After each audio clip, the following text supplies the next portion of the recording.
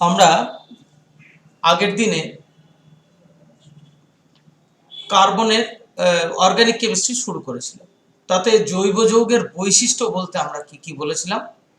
Carbon ঘটিত সেই সমস্ত যৌগ যেখানে কার্বন পরমাণুগুলি ক্যাটিনেশন ধর্ম দেখা যায়, যারা সমগণ শ্রেণী সৃষ্টি করে এবং যারা সমাবয়বতা দেখায়, সেই ধরনের জীবদেহ থেকে প্রাপ্ত যৌগগুলিকে বলা হয়েছিল তোমার কার্বনের যৌগ, মানে জৈব যৌগ।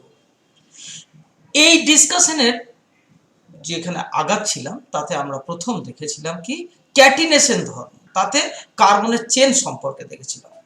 তাহলে আজকে আমরা সেই জায়গা থেকেই দেখতে শুরু করি যে কার্বনের চেন মানে শৃঙ্খল অনুযায়ী শ্রেণী বিভাগ করলে কিভাবে হয়। দেখো তাহলে শৃঙ্খল অনুযায়ী কার্বন শৃঙ্খল এটা কত রকমের? প্রথম কার্বন, আমি সমস্ত উদাহরণ দিয়ে দেবো। প্রথম হচ্ছে মুক্ত শৃঙ্খল, মুক্ত শৃঙ্খল, মুক্ত শৃঙ্খল, আর একটা হলো বদ্ধ শৃঙ্খল, open chain and close chain. বদ্ধ শৃঙ্খল, মুক্ত শৃঙ্খল এবং বদ্ধ শৃঙ্খল। এই মুক্ত শৃঙ্খলকে আবার আমরা ভাগ করব। কিভাবে ভাগ করব? দেখো, সরল শৃঙ্খল, সরল শৃঙ্খল আর শাখাযুক্ত, স্ট্রেট চেন আর ব্রাঞ্চ চেন, শাখাযুক্ত শৃঙ্খল,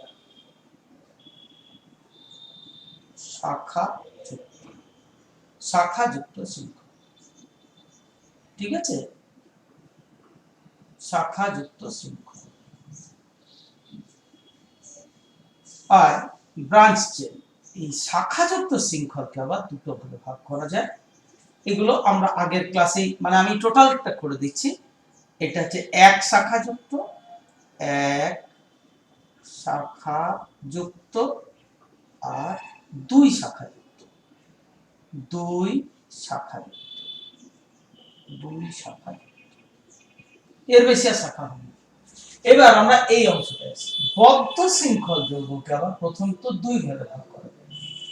একটাকে বলা হয় হোমোসাইক্লিক বা কার্বোসাইক্লিক, সমস্ত আমরা ডিসকাস করছি। হোমোসাইক্লিক, হোমোসাইক্লিক বা কার্বোসাইক্লিক, কার্বোসাইক্লিক, হোমোসাইক্লিক বা কার্বোসাইক্লিক যৌগ। আর একটা হলো হেটারোসাইক্লিক, হেটারোসাইক্লিক, হেটারোসাইক্লিক, হোমোসাইক্লিক আর হেটারোসাইক্লিক। হোমোসাইক্লিক যৌগকে আবার দুটো ভাগে ভাগ করা হয়।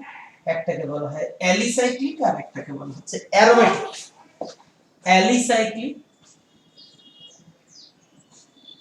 অ্যালিসাইক্লিক আর একটা হলো অ্যালিসাইক্লিক আর একটা হচ্ছে অ্যারোমেটিক।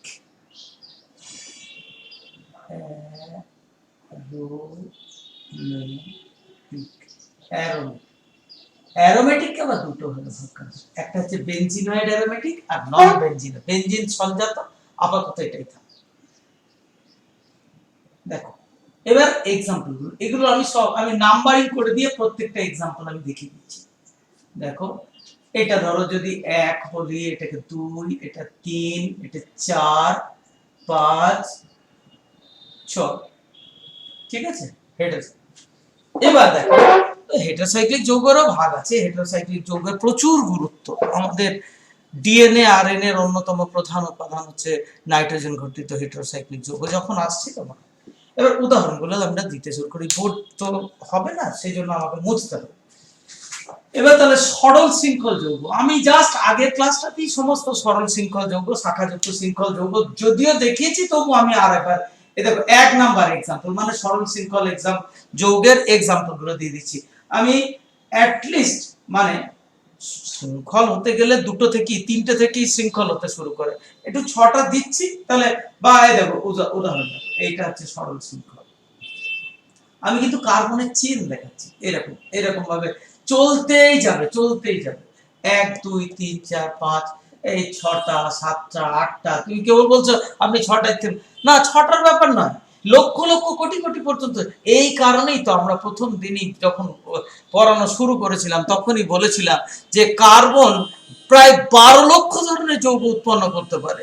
সেই জন্য এটাই তো ক্যাটিনেশন ধর্মের মানে বিশিষ্টতা, তাই তো? তাহলে এখানে শৃঙ্খল শুধু 6এই থেমে যাবে এরকম নয়, কিন্তু এটা এখন চলতেই থাকবে, অসীম পর্যন্ত বাড়তে থাকবে, অনেক দিন পর্যন্ত। এবার এইটা একটা সরল শৃঙ্খল যৌগ গেল। এবার আমরা এইটা যেটা বলেছিলাম শাখাযুক্ত শৃঙ্খল, মানে 2 নম্বর এক শাখাযুক্ত উদাহরণটা দেখে, তাহলে 2 নম্বর এক শাখা যুক্ত যৌগের শৃঙ্খলের উদাহরণ হচ্ছে ধরো 1 2 3। এই দেখো এইটা, এই শাখা এইখান থেকেই শুরু হবে, এইটাকে তুমি যদি প্রধান চেন ধরো তাহলে এইটা হলো তোমার শাখা শৃঙ্খল। বা উল্টোটাকে, বা এইটাকে না ধরে দেখো ওইটাকেই আমি দেখাচ্ছি, ওইটাকেই অ্যানাদার এক্সাম্পল হিসেবে দেখাচ্ছি। দেখো তুমি বলবে না আমি এইটাকে প্রধান চেন ধরবো, আসলে এর মধ্যে তো অনেকগুলো চেন কাজ করছে। কতগুলো চেন কাজ করছে দেখো, দেখো একটা চেন, দুটো চেন, তিনটে চেন, হ্যাঁ, এই দেখো একটা চেন, এই দেখো দুটো চেন, এই দেখো তিনটে চেন, দেখো 4 5, অনেক রকমের চেন কাজ করে, ঠিক আছে? তার মধ্যে লংগেস্ট চেন কোনটাকে বলবো? যেদিকেই যাও এই লম্বালম্বি গেলে 1 2 3টে কার্বন, এদিক থেকে গেল 1 2 3টে কার্বন, এদিক থেকে গেল 1 2 3টে কার্বন, 1 2 3টে কার্বন, যে কোনো দিক থেকে, তাহলে যে কোনো চেনটাকে তুমি লংগেস্ট চেন ধরতে পারবে। তাহলে এটাকে যদি প্রধান শৃঙ্খল লংগেস্ট চেন, ঠিক আছে, এটাকে দীর্ঘতম শৃঙ্খল ধরো, তাহলে এইটা হচ্ছে শাখা শৃঙ্খল। তাহলে ঠিক আছে, তাহলে এক শাখা যুক্ত হলো এটা। এবার এক শাখা যুক্ত আরো এক্সাম্পল তুমি করতে পারো, দেখো এটা বাড়িয়ে যাও, তখন কিন্তু এইটাই প্রধান চেন হয়ে যাবে, এরকম এইটাই প্রধান চেন, কারণ 1 2 3 4 5টা হলো, কিন্তু এদিক থেকে 1 2 3 4 5, হ্যাঁ এটাও হতে পারে প্রধান চেন একটা। তখন এইটাকে যদি প্রধান চেন ধরো তাহলে এইটা শাখা, আর এটা না ধরে এইটাকে তুমি যদি প্রধান চেন ধরো, এরকম 5টা কার্বন, এই 5টা কার্বন, তখন এইটা হয়ে যাবে শাখা শৃঙ্খল। হ্যালো, এইটা হয়ে যাবে শাখা শৃঙ্খল। বোঝা গেল? হ্যালো, এরপর তাহলে এক শাখা যুক্ত হলো, এরপর হচ্ছে 2 শাখা যুক্ত শৃঙ্খল। এবার আমরা তোমাদেরকে প্রসঙ্গক্রমে বলেছিলাম শাখা শৃঙ্খল এর বেশি হতে পারে না, দুটোর বেশি হতে পারে না। তাহলে দেখো তো 2 3, এইটা যদি প্রধান শৃঙ্খল হয়, এই দেখো এইটাকে একটা দিলাম, আচ্ছা আমি অন্য কালিতে লিখে দিচ্ছি, দেখো এইটা সাপোজ এইদিকে একটা কার্বন জুড়ে আছে, এইটা তো দেখো এখানে চেন কত রকমের, বহু রকমের চেন কাজ করছে, বহু রকমের। কয়টা দেখো তো, এই দেখো এইটা একটা চেন, এই দেখো এদিক থেকে একটা চেন, দেখো এদিক থেকে একটা চেন, দেখো এইটা চেন, দেখো এটা চেন, এটা, যেদিকেই তুমি যাও, যেদিকে তাকাও দেখো এই তিনটের বেশি হচ্ছে না, তাহলে আমি এইটাকে মেন চেন ধরে নিচ্ছি। এইটাকে যদি মেন চেন ধরা হয় তাহলে দেখো যে কার্বনটাকে আমি টার্গেট করেছিলাম, এই যে মধ্যিখানের যে কার্বন, তার তো যোজ্যতা 4, তার মধ্যে এই দুটো তো প্রধান শৃঙ্খল তৈরি করতে ব্যবহৃত হয়ে গেল, তাহলে বাকি আর দুটো থাকে। সেই জন্যই আমি আগের দিন থেকে বারবার করে বলছি যে কার্বনের কিন্তু 2 এর বেশি পার্শ্ব শৃঙ্খল হতে পারে না। তাহলে 2 শৃঙ্খলের বেশি, তুমি বলবে 1 শৃঙ্খল 2 শৃঙ্খল, মানে শাখা শৃঙ্খল 1 শৃঙ্খল 2 শৃঙ্খল, তার বেশি তো আর হতে পারে না, কারণ দুটো কার্বনের 4টে যোজ্যতার মধ্যে দুটো কিন্তু অ্যাকচুয়ালি প্রধান শৃঙ্খল তৈরি করতে ব্যবহৃত হয়ে যায়, বাকি যে দুটো থাকে সেই দুটো হচ্ছে শাখা শৃঙ্খল। তাহলে দেখো এইটা একটা শাখা শৃঙ্খল আর এইটা একটা শাখা শৃঙ্খল। বোঝা গেল? হ্যালো, তাহলে এবার তুমি আরো বাড়িয়ে দিতে পারো, তবে হ্যাঁ প্রসঙ্গক্রমে বলে রাখি যে এটাকে আমি আগের দিনেও তোমাদেরকে বলেছিলাম যে শাখা শৃঙ্খল 2 শাখা, কিন্তু এইটাকে 2 শাখা বলবো না, ভালো করে দেখো আমি বলছি, একটা 3 4, এই যে এই কার্বন এবং এই কার্বন এর সঙ্গে একটা ধরো আর এর সঙ্গে একটা, ঠিক আছে, এই দুটো সরি এই দুটো তো প্রধান শৃঙ্খল তৈরি করতে ব্যবহৃত হয়ে গেছে, আর এইখানে একটা অন্য কার্বন পরমাণু দ্বারা প্রতিস্থাপিত হয়েছে। এই যে এরকম, এই দুটোকে কিন্তু দুই শাখা বলবো না। দুই শাখা কাকে বলবো? দুই শাখা যখন একটা কার্বনেরই, হ্যালো, দুই শাখা তখনই বলবো যখন একটা কার্বনের সঙ্গেই দুটো কার্বন লেগেছে। এটা এটা এক শাখার ধরেই যায়, মানে এটা এক শাখা যুক্ত শৃঙ্খলের মধ্যেই পড়বে, এটা দুই শাখা নয়। ঠিক আছে, দুই শাখা কখন পড়বে? এই কার্বনটা যদি এইখানে থাকে। বলো, এবার আমরা তাহলে ওইতে যাব, বদ্ধ শৃঙ্খল যৌগ। তোমাদেরকে আগের দিনই আমি ডিসকাস করে দেখিয়েছি, বদ্ধ শৃঙ্খল হতে গেলে অ্যাটলিস্ট 3টে কার্বন লাগে। ঠিক আছে, এবার ব্যাপারটা হোমোসাইক্লিক আর হেটেরোসাইক্লিক বলে কাকে? দেখো, এই 3টে কার্বন দিয়ে প্রথম বদ্ধ শৃঙ্খল যৌগ তৈরি হলো। হোমো মানে কি? একই। হোমোসাইক্লিক বা কার্বোসাইক্লিক মানে কার্বনের দ্বারাই যখন সাইক্লিক। আবার ওইটারই দেখো একটা হেটেরোসাইক্লিক যৌগের উদাহরণ দিচ্ছি, দেখো এটা ও এরকম যদি থাকে, অক্সিজেনের যোজ্যতা 2 আর কার্বনের যোজ্যতা 4। তাহলে দেখো এই ক্ষেত্রে একটা হেটারো অ্যাটম আলাদা, আদার দ্যান কার্বন যখন যুক্ত আছে, তখন এইরকম যৌগকে বলা হচ্ছে তোমার কি? হেটেরোসাইক্লিক যৌগ। তাহলে এটা হোমোসাইক্লিক বা কার্বোসাইক্লিক, এইটা কিন্তু হেটেরোসাইক্লিক, মানে এইদিকে 6 নম্বরের एग्जांपलेর মধ্যে চলে যাবে। তাহলে হোমোসাইক্লিকটাকেই আমি আগে শেষ করি, তারপর হেটেরোসাইক্লিক। তাহলে হেটেরোসাইক্লিক অলরেডি একটা হলো। হোমোসাইক্লিকের পরের एग्जांपलটা কেমন হবে? দেখো এইটা 3টে কার্বন বলেছিলাম, এবার 4টে কার্বন। দেখো কার্বনের যোজ্যতা 4 মানে হচ্ছে এইরকম, এইভাবে এইভাবে। ঠিক আছে, তারপরেরটা কি? 5টা কার্বন দিয়ে হবে, 5টা কার্বন মানে হচ্ছে এটা।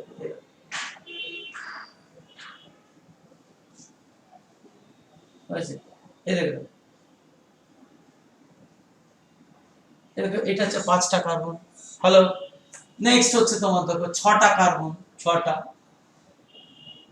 সমস্ত কিন্তু যেহেতু কার্বন দ্বারাই সাইকেলটা তৈরি হচ্ছে, সেই জন্য এগুলো সব হচ্ছে কি যৌগ? কি যৌগ বললাম আমরা? এগুলোকে বলা হচ্ছে তোমার কি? হোমোসাইক্লিক বা কার্বোসাইক্লিক যৌগ। এরকম 6 এর পর 7 হতে পারে, 8। প্রসঙ্গক্রমে তোমাদেরকে বলে রাখি যে এই ধরনের 6টা কার্বনের রিং হচ্ছে সবচেয়ে বেশি সুস্থিত।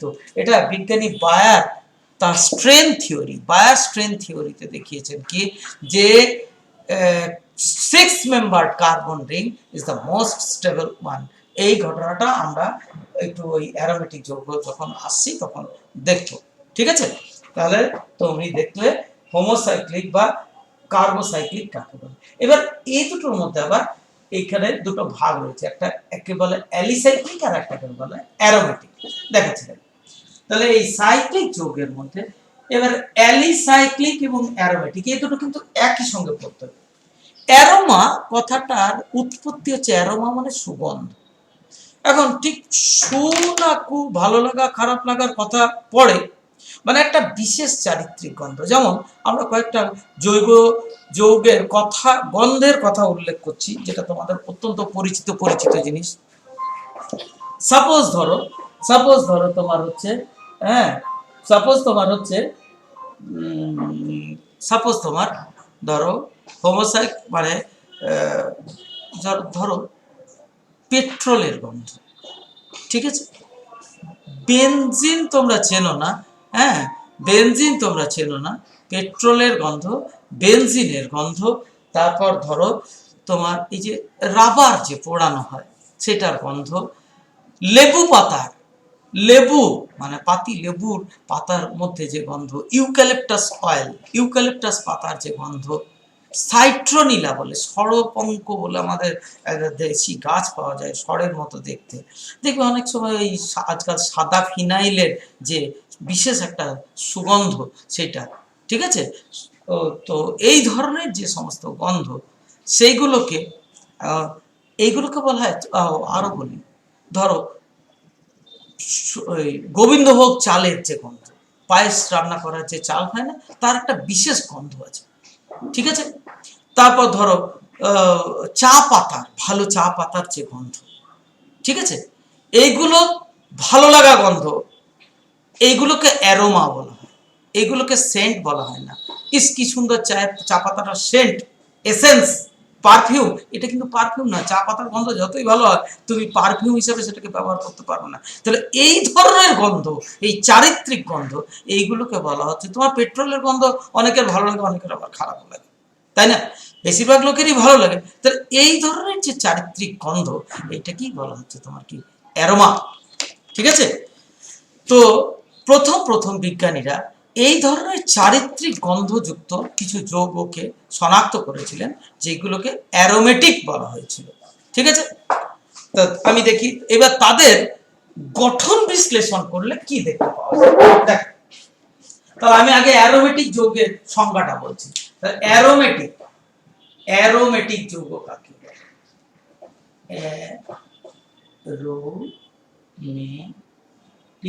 অ্যারোমেটিক যৌগ, অ্যারোমেটিক যৌগ, অ্যারোমেটিক যৌগের কয়েকটা, দেখো প্রত্যেকের তো একটা বৈশিষ্ট্য থাকে।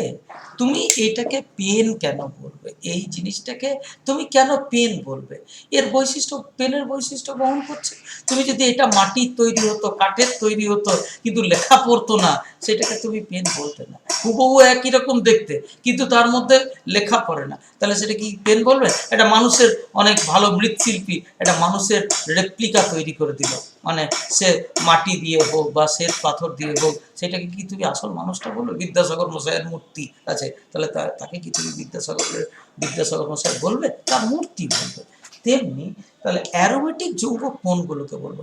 তাহলে কি তাদের কিছু বৈশিষ্ট্য থাকতে হবে। তাহলে অ্যারোমেটিক, এখন আমাদের তাহলে এই মানে এই বৈশিষ্ট্যগুলোর কথা তুমি যদি জানতে পারো, তাহলে তুমি এই যৌগটা এই বৈশিষ্ট্যগুলো আছে কিনা দেখি, তাহলেই সেটাকে আমি অ্যারোমেটিক যৌগ বলতে পারবো। তাহলে আমি সেই বৈশিষ্ট্যগুলোর কথা লিখি, আর সেইগুলোকে একসঙ্গে বললে পরেই অ্যারোমেটিক যৌগের সংজ্ঞা তৈরি হয়ে যাবে। তাহলে দেখো, বলা হচ্ছে এক বা একাধিক, এক বা একাধিক বেনজিন বলয়, বেনজিন বলয়, এক বা একাধিক বেনজিন বলয় সমন্বিত। এখন ন্যাচারালি প্রশ্ন চলে আসলো, তাহলে হোয়াট ইজ বেনজিন? বেনজিন বলয় কাকে বলে? দেখো বলছি, বেনজিন বলয়টা আর কিছু না, এটা হচ্ছে ষড়ভুজাকার কার্বনের বলয়। বেনজিন বলয়ের ডেফিনেশন হচ্ছে ষড়ভুজাকার কার্বনের বলয় যেখানে একান্ত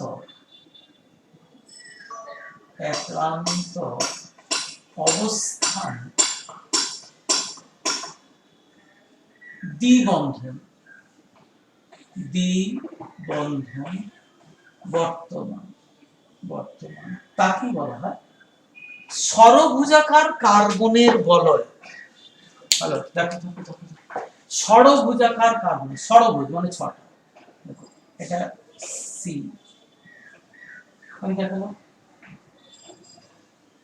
এটা, যেখানে একান্তর মানে ধরো এই দেখো দ্বিবন্ধন, একটা বাদ দিয়ে দ্বিবন্ধন, একটা বাদ দিয়ে আবার দ্বিবন্ধন, তাহলে কার্বনের যোজ্যতা কত করে হলো? এই যে যৌগটা লিখেছি দেখো 3 করে হয়েছে, তার মানে এরকম এইগুলো এরকম এই জায়গাগুলো সব কে থাকে আমি বলছি, এইরকম গঠনকে বলা হচ্ছে ষড়ভুজাকার। তাহলে এইরকম একটা বা একাধিক থাকবে, আমি দেখাচ্ছি।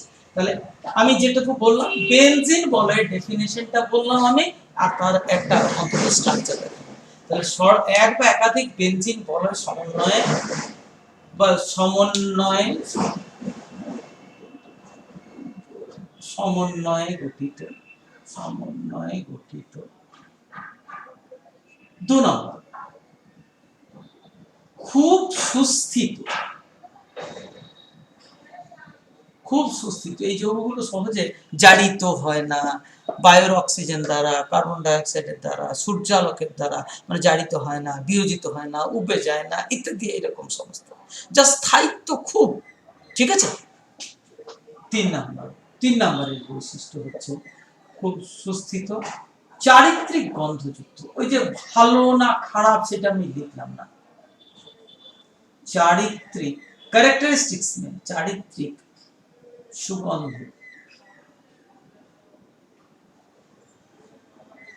চারিত্রিক সুগন্ধযুক্ত। আর 4 নাম্বার একটা পয়েন্ট বলি, এটা 4n প্লাস 2 সংখ্যক পাই ইলেকট্রন সমন্বিত, বলছি সমন্বিত, যেখানে n equals to 1 2 3 4 ইত্যাদি। এটা কি হুকেলের সূত্র, হুকেলের অ্যারোমেটিসিটি। আর পাইটা কি, পাই বন্ধন মানে হচ্ছে কার্বন কার্বন দ্বিবন্ধনটাকে পাই বন্ধন বলা হয়। পাই বন্ধন মানে সি ডাবল বন্ড সি, মানে এইটাকে পাই বন্ধন বলা হয়। এইটাকে প্রথম যে এক বন্ধন থাকে, দেখো এক বন্ধন থাকে, এটাকে সিগমা বন্ধন বলা হয়, এটা সিগমা বন্ধন, তাহলে এইটা হলো পাই।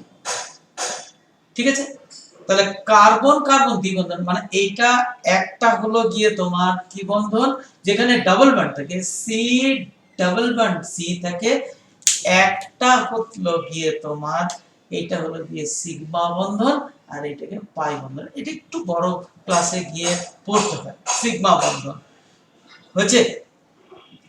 তাহলে এই বন্ধনটাকে আমি একটু লাল রং দিয়ে যেটাকে দেখালাম, এটা তাহলে এইটা হলো পাই বন্ধন। এবার পাই এত সংখ্যক পাই ইলেকট্রন কাকে বলবো, তাহলে পাই বন্ধন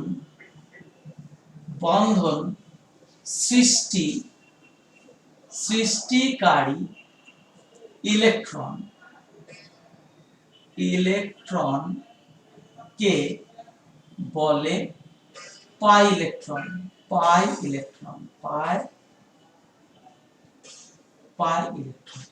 পাই বন্ধন সৃষ্টির জন্য যে ইলেকট্রন, এবার তুমি তো জানো বাবু যে এক একটা বন্ধন তৈরি করার জন্য বন্ধন চ্যাপ্টারে নিশ্চয় করেছো দুটো করে ইলেকট্রন দরকার।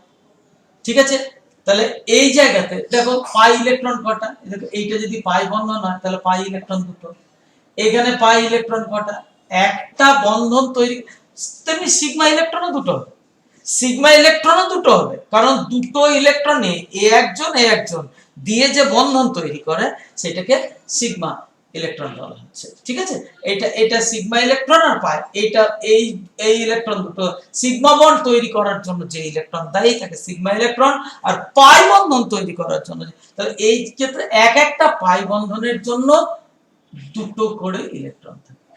ঠিক আছে, তাহলে এইটা হচ্ছে হুকেলের সূত্র। এবার আমি টেস্ট করে দেখি, তাহলে এবার অ্যারোমেটিক যৌগের উদাহরণ আমরা, তাহলে এই যৌগ, তাহলে অ্যারোমেটিক যৌগের সংজ্ঞা কি বলবে, এক বা একাধিক বেনজিন বলয় সমন্বয়ে গঠিত খুব সুস্থিত চারিত্রিক সুগন্ধযুক্ত যৌগ, যেখানে 4n+2 সংখ্যক পাই ইলেকট্রন থাকে, যেখানে পাই সমান হচ্ছে n সমান হচ্ছে 1 2 3 4 ইত্যাদি।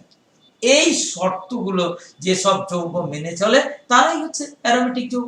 তাহলে অ্যারোমেটিক যৌগের উদাহরণ হিসেবে আমরা প্রথম যেটাকে দেখব, দেখো অ্যারোমেটিক যৌগের প্রথম উদাহরণ আমি বলে যে চারটি বৈশিষ্ট্যের কথা বলেছি সেটা। অ্যারোমেটিক যৌগের প্রথম উদাহরণ হচ্ছে দেখো বেনজিন।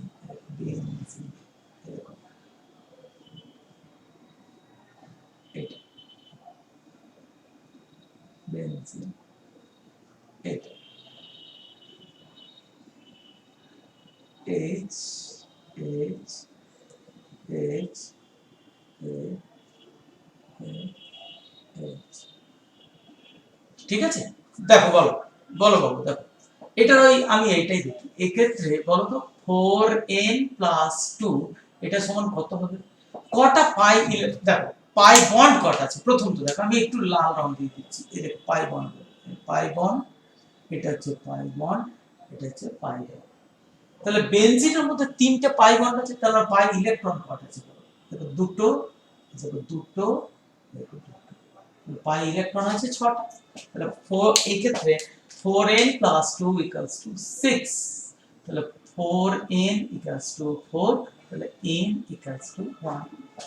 তাহলে আমি কি বলেছিলাম উত্তরমালায় কি ছিল, যেখানে n = 1, n = 2, 3, 4, 5, আমি কখনো বলিনি কিন্তু 1.5 হলে অ্যারোমেটিক হবে।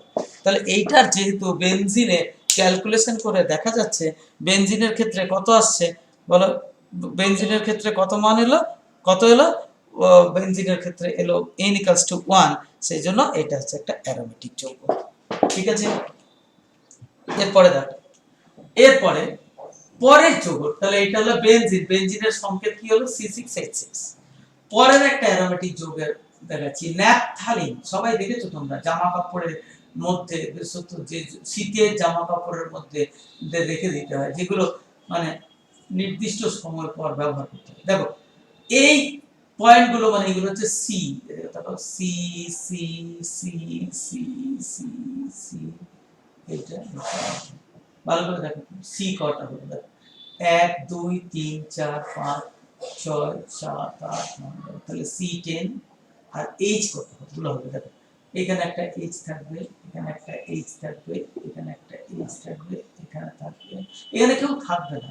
এই যে জায়গাটা ফিউজ করেছে, দুটো রিং একসঙ্গে যুক্ত হয়েছে, সেখানে কার্বনের যোজ্যতা দেখো 4 হয়ে গেছে, 1 2 3 4, এটারও তাই, তাহলে এখানে কিছু থাকবে না। তাহলে H H H H গুণে দেখো কটা হাইড্রোজেন হলো, 1 2 3 4, তাহলে C10 H8, এটা হচ্ছে ন্যাপথালিন, ন্যাপথালিন,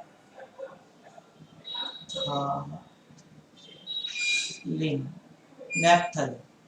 যাই হোক, আমাদের এই ক্ষেত্রে 4n + 2 সমান কত দেখি বলো, পাই ইলেকট্রন, পাই বন্ড কটা আছে, নাম্বার অফ পাই বন্ড, দেখো পাই বন্ড আছে একটা, দুটো, তিনটে, চারটে, পাঁচটা। তাহলে পাই বন্ড যদি 5টা থাকে, তাহলে নাম্বার অফ পাই ইলেকট্রন হচ্ছে 10টা, 10টা।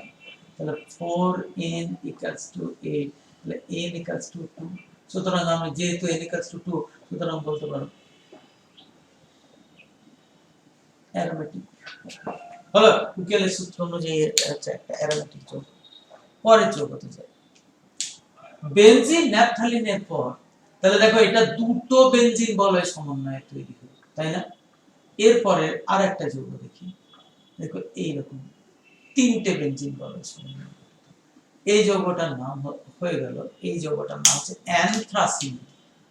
হ্যালো, এই যৌগটার নাম হচ্ছে অ্যানথ্রাসিন। দেখো এরকম C C C C H H, মুছে খুঁজে পেল অ্যানথ্রাসিন।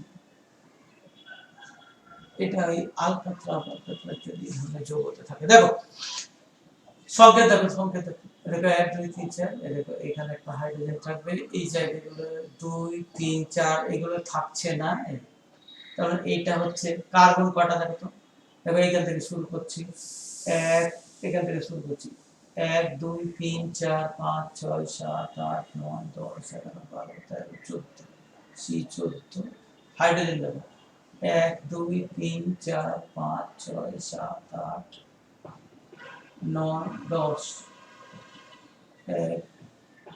10, এটার নাম বললাম A N T H R A C E N, anthracene.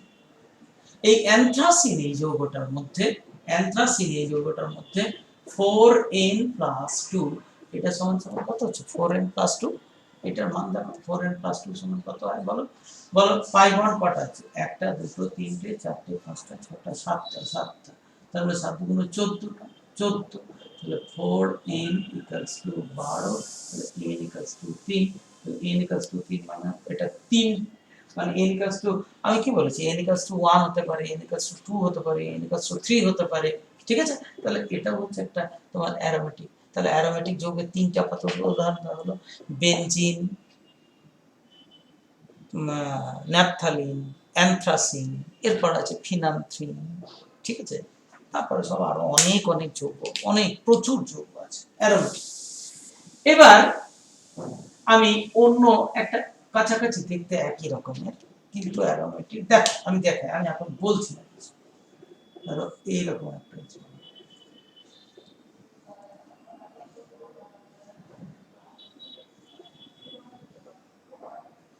এইরকম যৌগটা আছে, এইরকম। তাহলে এই যৌগের মধ্যে এইটা 4n+, মানে বোঝা যাচ্ছে তো, দেখো একান্তর অবস্থানে দ্বিবন্ধন আছে, কিন্তু কার্বন 8টা আছে। দেখো 1টা 2টো 3টে 4টে 5টা 6টা 7টা 8টা, ঠিক আছে। এর নাম আছে, এর নাম হচ্ছে সাইক্লোঅক্ট। 1 1 2 3 4 5 6 7 8, এগুলো সব এক একটা করে হাইড্রোজেন আছে, প্রত্যেকের সঙ্গে হাইড্রোজেন আছে। হাইড্রোজেন, দেখো হাইড্রোজেন, হাইড্রোজেন, হাইড্রোজেন, হাইড্রোজেন, ঠিক আছে। হাইড্রোজেন, এখানে হাইড্রোজেন। এটা এখান থেকে শুরু করেছিলাম আমরা 1 2 3 4 5 6 7 8। এই যৌগটার নাম হচ্ছে সাইক্লোঅক্ট। সাইক্লোঅক্ট 1 3 5 7 টেট্রাইন, এর অপবহিত পরেই আমি নামকরণ সাইক্লোঅক্ট 1। যাকে এই যৌগটা অ্যারোমেটিক কিনা, দেখতে তো অ্যারোমেটিকের মতোই, দেখতে অ্যারোমেটিকের মতোই, কিন্তু এটা অ্যারোমেটিক কিনা সেটা এখন আমাদের প্রশ্ন। দেখো এর 4n+2 এটা সমান সমান কত, এই ব্যাপারটা কত। দেখো পাই বন্ড কটা আছে, 1টা 2টো 3টে 4টে পাই বন্ড, মানে 8টা পাই ইলেকট্রন, তাহলে এটা 8, তাহলে 4n = 6, তাহলে n = 6/4, that is 1.5। তাহলে আমার হুকেলের সূত্রতে আগেই হুকেল বলে দিয়েছিলেন যে n = 1 বা 2 বা 3 বা 4 ইত্যাদি হতে হবে, কিন্তু এই ক্ষেত্রে চলে আসছে, তাহলে এটা নন অ্যারোমেটিক, এটা নন অ্যারোমেটিক, এটা অ্যারোমেটিক নয়, এটা নন অ্যারোমেটিক, এটা নন অ্যারোমেটিক যৌগ। তাহলে এই যৌগটা কি, তাহলে কার্বনের সাইক্লিক যৌগ। হ্যালো, বুঝতে পারছো, কার্বনের সাইক্লিক যৌগ কিন্তু অ্যারোমেটিক চরিত্র যুক্ত নয়। তাহলে এটাকে কি বলবো, ওই দেখো এখানে ভাগ করেছিলাম না, যে বদ্ধ শৃঙ্খল বা কার্বোসাইক্লিক বা হোমোসাইক্লিক যৌগকে একটাকে বলেছিলাম, কিছু অংশকে বলে অ্যারোমেটিক আর কিছু অংশকে বলেছিলাম অ্যালিসাইক্লিক। তাহলে এটা হচ্ছে একটা নন অ্যারোমেটিক কিন্তু কার্বোসাইক্লিক বা হোমোসাইক্লিক যৌগ, তাহলে এটা হচ্ছে একটা অ্যালিসাইক্লিক যৌগ। বোঝা গেল? তাহলে আমরা প্রথমেই যে কার্বোসাইক্লিক যৌগ যেগুলো লিখতে শুরু করেছিলাম সেগুলো, আচ্ছা তোমরা মানে আমি টুকটুক করে হাইড্রোজেন লিখে দিচ্ছি, আমি সেই কথাতেই এক্ষুনি আসছি, এর পরের আমাদের ডিসকাশনই হবে যে কেন আমরা বারবার হাইড্রোজেন গুলোকে লিখছি, ঠিক আছে। দেখো তাহলে এইটা এছাড়াও আরো কিছু, তাহলে এটা নন অ্যারোমেটিক যৌগ, মানে অ্যালিসাইক্লিক যৌগ, সাইক্লিক যৌগ কিন্তু অ্যারোমেটিক নয়, ঠিক আছে, মানে সাইক্লিক মানে হোমোসাইক্লিক যৌগ, ঠিক আছে। তো দেখো দেখো এরপর আমরা যেটা বলতে চাইছিলাম যে দেখো এই এই এই ধরো যে এই যৌগটা সি সি সি, এরকম আর কি, হাইড্রোজেন থেকে এইগুলোর সঙ্গে CH2H2, মানে এইটা যেটা দেখাচ্ছিলাম HH, সেটাকেই আমরা এরকম করে দিচ্ছি। তো এটা তো অ্যারোমেটিক নয়, কারণ কারণ কি, প্রথমেই তো এটা রুলড আউট, বেরিয়ে চলে গেছে, কার্বন মানে বেনজিন বলয় সমন্বিত নয়, তাছাড়া এতে কোনো পাই বন্ডই নেই, তাই না, এতে কোনো পাই বন্ড নেই। তো আমাদের যখন আরো বড় ক্লাস যাবে অ্যারোমেটিকের আরো বিস্তারিত করে তাদের প্ল্যানার স্ট্রাকচার ইত্যাদি আরো অনেক কিছু শর্ত টর্ত আছে, আর তারপরেও ওই অ্যারোমেটিকেরও অনেক রকমের ভাগ আছে, অ্যান্টি অ্যারোমেটিক, ঠিক আছে। তো তারপর দেখো, তারপর তো এই এই যে এই যৌগটা তাহলে কি, এটা একটা কার্বোসাইক্লিক যৌগ কিন্তু অ্যারোমেটিক নয়, তাহলে এই যৌগগুলোকে বলা হয় অ্যালিসাইক্লিক যৌগ। সেরকম এইটা, এই যৌগটা, এইটা এই যৌগটা মানে CH2 CH2 CH2 CH2 ইত্যাদি, এই 3 কার্বন 4 কার্বন, যার তো কোনো পাই, ইভেন তোমার যদি একটা পাই বন্ধন থাকতো, দেখো দেখো ব্যাপারটা কেমন হচ্ছে, যদি একটা পাই বন্ধন থাকতো, মনে করো এরকম এইচ এইচ এই তো কার্বনের যোগ্যতা এখন 4 করে হয়েছে। এখন ধরো এই দুটো হাইড্রোজেন উঠে চলে গিয়েছে, তাহলে এখন কার্বনের দেখো এটাও কিন্তু অ্যালিসাইক্লিক যৌগের মধ্যে পড়ছে, একটা পাই বন্ধন। তাহলে এই ক্ষেত্রে 4n + 2 = 2 হচ্ছে, কারণ এই দেখো এটা যদি পাই বন্ধন হয়, তাহলে 4n = 2, তাহলে n = হাফ, তাহলে এটাও নন অ্যারোমেটিক যৌগের মধ্যে পড়ছে। তাহলে পাই বন্ধন থাকলেই হবে না, পাই বন্ধন কেমন ভাবে থাকতে হবে, ওই ষড়ভুজাকার কার্বনের বলয় নিয়ে থাকতে হবে, এবং 4n + 2 এই সূত্রটা মেনে চলবে, যেখানে n এর মান হবে কত, n এর যে ক্ষেত্রে n এর মান হচ্ছে 1 2 3 4 ইত্যাদি এরকম করে। ঠিক আছে, বেশ। এরপরে আলোচনায় আমরা আসি। তাহলে এরপরে হেটারোসাইক্লিক যৌগের উদাহরণ দিতে বাকি রইল। হেটারোসাইক্লিক যৌগ দেখো, হেটারোসাইক্লিক যৌগ বলতে হেটারোসাইক্লিক যৌগের কিছু উদাহরণ। হেটারোসাইক্লিক যৌগ মানে বুঝতেই পারছো, সাইক্লিক মানে যেটা বাস্তব অস্তিত্ব আছে সেই রকম যৌগের আমি উদাহরণ দিচ্ছি। একবার তো ওইখানটায় লিখেও ছিলাম, এইটা ধরো এস, দেখো এইটাই তাহলে হেটার অ্যাটম, বুঝতে পারছো? তাহলে দেখো কার্বনের 3টে হয়েছে, তাহলে এখানে কি থাকবে, এইচ থাকে, এইগুলো পূরণ করার জন্য। এটার নাম হচ্ছে থায়োফিন। এগুলো অ্যারোমেটিক কি নন অ্যারোমেটিক পরে ডিসকাস, এগুলো হচ্ছে হেটারোসাইক্লিক, এগুলো সব অ্যারোমেটিক রিং। এটাও কিন্তু অ্যারোমেটিক, কিন্তু এটা নন বেনজিনয়েড অ্যারোমেটিক, কারণ এর মধ্যে বেনজিন বলয় নেই। থায়োফিন। নেক্সট দেখো এইটারই another example, C এটা যদি O থাকে, O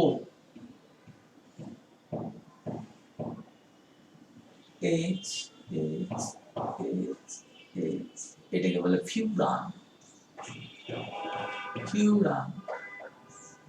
থায়োফিন ফিউরান। দেখো এইটা, তাহলে এই ক্ষেত্রে হেটার অ্যাটম হলো S, এই ক্ষেত্রে হেটার অ্যাটম O।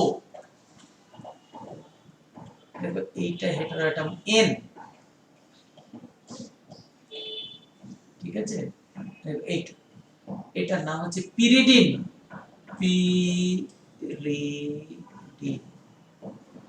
নেক্সট দুটো hetero atom with two hetero atom, N আর N আর N, এরকম এটা বলা, এরা সকলেই কিন্তু অ্যারোমেটিক চরিত্র, কিন্তু এটা ঠিক হুকেলের সূত্র একটু অন্যরকম সূত্র আছে, সেই জন্য আমি তোমাদেরকে অ্যারোমেটিক দিয়ে, অ্যারোমেটিক মানে হচ্ছে বেনজিন বলেছি, এগুলো পড়তে গেলে আরো স্ট্রাকচার জানতে হবে, সেই জন্য আমি একটু এড়িয়ে গেলাম। এইটার নাম হচ্ছে পিরিমিডিন,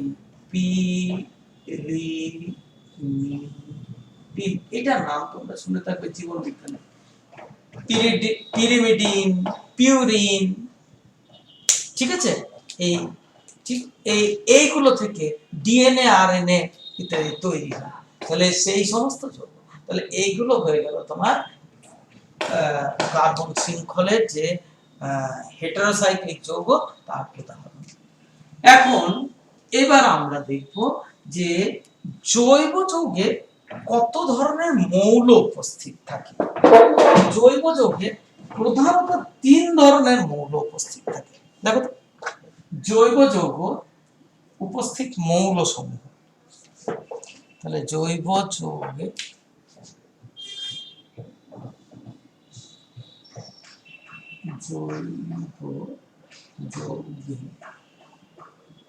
উপস্থিত, কেনই বারবার হাইড্রোজেন দিচ্ছে, উপস্থিত মৌল,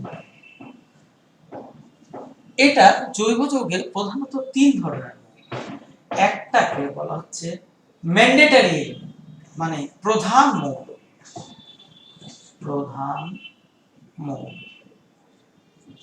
মানে এটা ছাড়া কোনো, সেটা কে, জৈব যৌগের প্রধান মৌল হচ্ছে কার্বন, মানে কার্বন থাকতেই হবে। দ্বিতীয়ত যেটা হয় সেটা হচ্ছে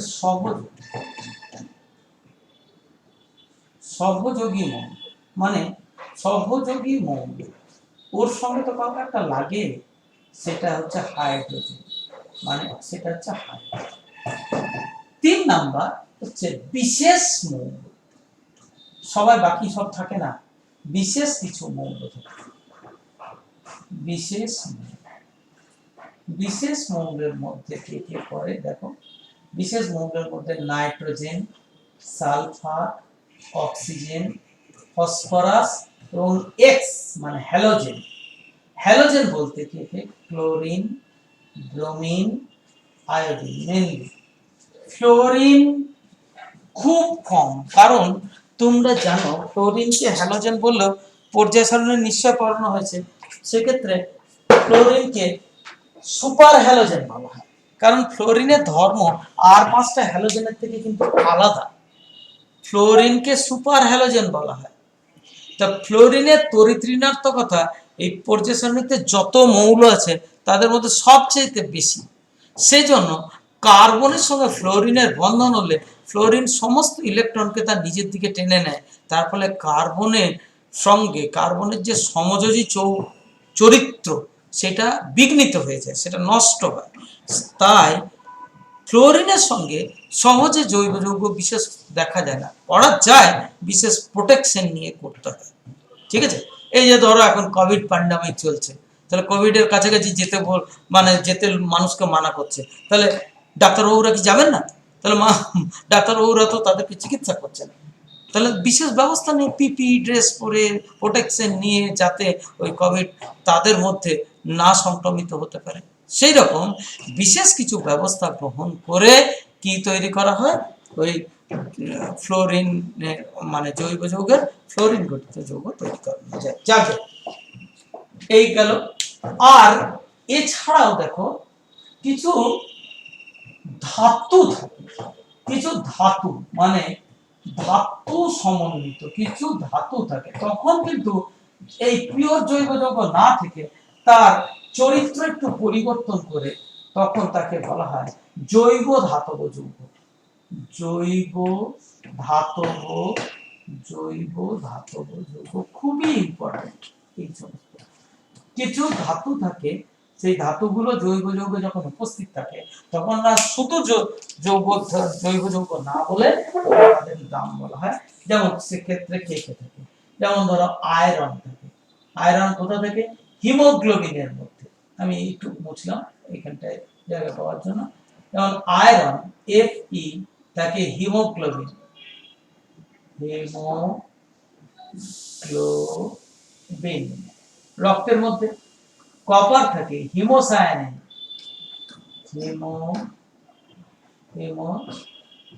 হিমোসায়ানিন এতে থাকে। Mg থাকে ক্লোরোফিল, ক্লোরোফিল ক্লোরোফিলে থাকে, ক্লোরোফিলে থাকে হিমোসায়ানিন। কোবাল্ট থাকে অ্যাসকর্বিক অ্যাসিড, মানে হচ্ছে তোমার vitamin C, vitamin C, vitamin C. ঠিক আছে, তেমনি এমজি, আবার এমজি গঠিত আর একটা গ্রিগনার্ড বিকারক, গ্রিগনার্ড বিকারক প্রচুর ব্যবহার হয়। বিকারক এই সমস্ত যৌগকে এইগুলোতে থাকে, এগুলো একটু কমপ্লেক্স এইগুলো এগুলো এটা দেখা যাচ্ছে না বোধহয়, এটা দেখো তাহলে এইগুলো হলো। এবার আমি বলি, তাহলে আমি একটু বলে নিয়ে আজকের ক্লাস শেষ করতে হবে। এখানে দেখো জৈব যৌগে কার্বন থাকবেই। এবার কার্বনের যোজ্যতা যেহেতু 4, তাহলে এইগুলো তো পূরণ হতে হবে, কার দ্বারা পূরণ হবে? তাহলে আমি ধরলাম না তো যে তোমাকে বলেছি ক্যাটিনেশন ধর্ম করে এটা, তাহলে বাদ বাকিগুলো কি হবে? বাদ বাকিগুলো কারা? সাধারণত এই যোজ্যতাগুলোকে পূরণ করে কি হাইড্রোজেন, সহযোগী মৌল দ্বারা পূর্ণ হয়। বুঝতে পেরেছো? সেজন্য হাইড্রোজেন থাকে। এবার আমি তোমাকে একটা এক্সেপশনাল কম্পাউন্ডের কথা লিখে দিচ্ছি। এক্সেপশনাল কম্পাউন্ড যেমন যে হাইড্রোজেন বিহীন বিহীন জৈব যৌগ। নিশ্চয় বুঝতে পারছো এগুলো খুবই জৈব যৌগ। তার উদাহরণ হচ্ছে ধরো যেমন CCl4 কার্বন টেট্রাক্লোরাইড, এটা জৈব যৌগ। CS2 কার্বন ডাইসালফাইড, এইরকম ধরনের কিছু হাইড্রোজেন বিহীন। বাদবাকিতে এই দেখো বিশেষ মৌলের অবস্থান তো তুমি দেখলে, এক্ষুনি তোমাদেরকে লিখে দিলাম না, এক্ষুনি তো তোমাদেরকে লিখে দিলাম কি, যেমন কি লিখে দিলাম, ওই যে থায়োফিন, ফিউরান, পিরিডিন, পিরিমিডিন, এগুলোতে দেখো নাইট্রোজেন, সালফার, তার আরো কিছু বিশেষ মৌল সমন্বিত যৌগ, যেমন ধরো দেখো এই যৌগটার নাম হচ্ছে ফেনল। ফেনল এইটা তোমরা অনেকে দেখেছো। কার্বলিক অ্যাসিড, মানে এটাকে কার্বলিক অ্যাসিড বলে বাজারে পাওয়া যায়, যেটা সাপ তাড়ানোর জন্য বিশেষ। এই দেখো ফেনলের যে গন্ধ, চারিত্রিক গন্ধ, অ্যারোমা, ঠিক আছে, ফেনলের গন্ধটা সাপ তাড়ানোর জন্য যে ফেনল ছড়ানো হয় বাড়িতে। দেখো এখানে অক্সিজেন আছে, দেখতে পাচ্ছ।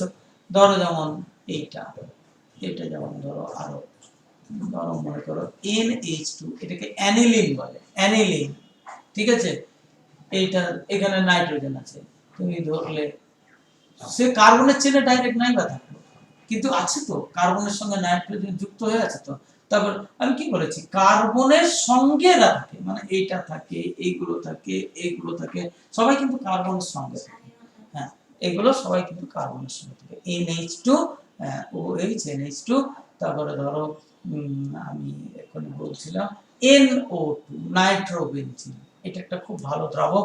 এটা দেখবে জুতোর কালি যেটা তৈরি হয়, যে শু পলিশ যেটা তৈরি হয়, তার দ্রাবক হিসেবে এটা ব্যবহার হয়। যাক, আজকের ক্লাসটা আমাদেরকে এখানেই শেষ করতে হচ্ছে। পরের দিন আবার আমরা এখান থেকে শুরু করব।